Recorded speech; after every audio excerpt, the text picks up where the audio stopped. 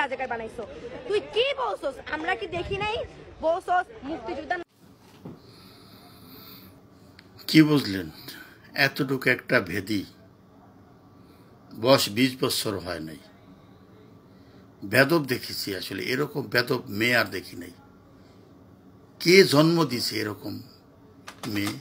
কার পেটে হইছে? এ তো বাবা নামে কলঙ্ক, যে জন্ম দিছে। আর যে মার পেটে হয়েছে সেটাও কিন্তু দেখেন, এর ফ্যামিলির ব্যাকগ্রাউন্ড একেবারে পাকিস্তানে পেতাত্তা, পাকিস্তানের জন্মে। হয়তো আর বাবা হয়েছে অথবা আর দাদা হয়েছে। নাইলে এই মেয়ে এত শালীনতা, এত খারাপ কথা কি বলতে পারে? একটা দেশের প্রধানমন্ত্রী, 15 বছর, তোর মা না তোর দাদির বয়সের, তুই কি এরকম করা কথা বলতে পারিস? হ্যাঁ, তোর দাবি দেওয়া তুই বলতে পারিস, এটা সবাই বলবো। আর তুই বয়স্কও না, তোর ভাইরও মারে নাই, তোরেও টানা হাসরা করে নাই, তোর সাথে কিছুই করে নাই। এই যে তুই মুখটা ভরা তুই তাচ্ছিল্য করা কথা বলছিস। আর যেই তোর প্রতিবেদনটা নিচ্ছে ইউটিউবার নাকি সাংবাদিক, এই বেদবটা কিন্তু বলে না যে একটু শালীনতাভাবে কথা বলো, তোমার দাবি দেওয়া কথা বলতে পারো। কিন্তু তুমি এরকম তুই তামি করে তো একটা প্রধানমন্ত্রী, তোর মার মতো না তোর দাদির মতো, তার সাথে তো এরকম কথা বলতে পারিস না। দেশটা কোন পর্যায়ে আছে? একটা মুক্তিযোদ্ধার রক্ত, একটা মুক্তিযোদ্ধার পক্ষের একটা ছেলে যদি অথবা মেয়ে থাকে, এই মেয়েটারে কি রাখবে? এই মেয়েটারে যে কোন পর্যায়ে করবে সেটা ভাষায় খুঁজে পাওয়া যাবে না, মাটির নিচে পুঁতে ফেলবে। এরপরে সাংবাদিকরা বলবে যে এতটুকু একটা মেয়েকে ছাত্রলীগ অথবা মুক্তিযুদ্ধের লোকেরা তো খারাপ, তাকে চিন্নি করে চিরা পালিয়েছে, কথাটা বলবো।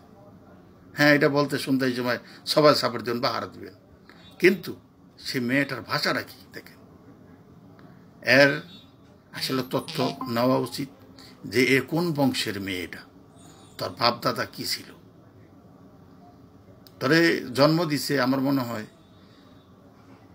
যে জন্ম দিছে সে বিরাট ভুল করছে।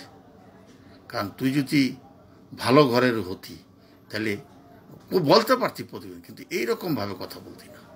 তোর জন্মগতের মধ্যে পর্যন্ত কুরুটি আছে। অনেক সময় অনেক কথা বলি না, কিছুই করি না, শোনার পরে আসলে ঘুম আসে না।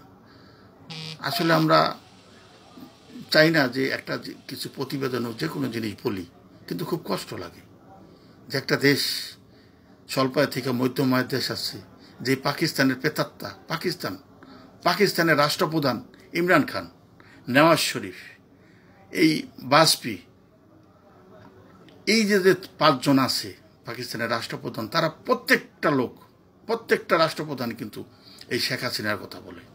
শেখ হাসিনা দেশটা কিভাবে উপরে নিয়ে গেছে, অথচ পাকিস্তানের পেতাত্তা, পাকিস্তানের জন্মে যেগুলি কিছু রয়ে গেছে এই দেশে, তারা কিভাবে কথা বলে। দুঃখ লাগে এখানে যে তোর বাবার বাপ এই শেখ হাসিনাকে নিয়ে প্রশংসা করে।